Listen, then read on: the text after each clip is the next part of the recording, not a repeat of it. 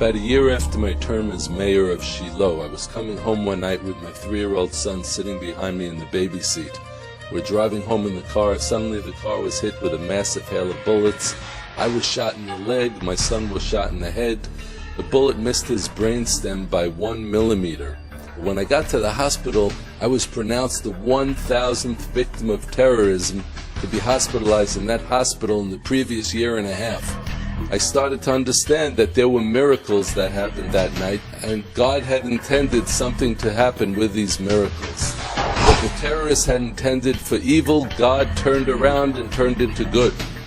And I started the Shiloh Israel Children's Fund to help all of the children of the biblical heartland to overcome the trauma of terrorism, to heal the trauma of terrorism, and yes, to rebuild the biblical heartland of Israel.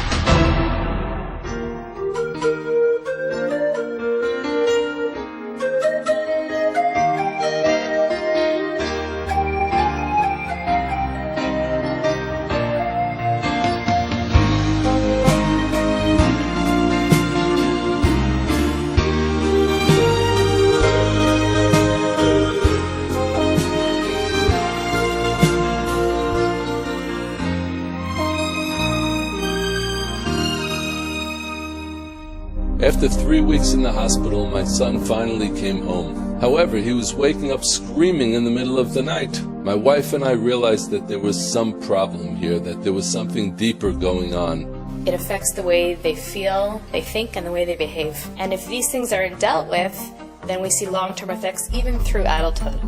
After speaking to other terror victim families, I realized that the problem of PTSD, a post-trauma stress disorder, is very, very deep in the children of the Heartland communities.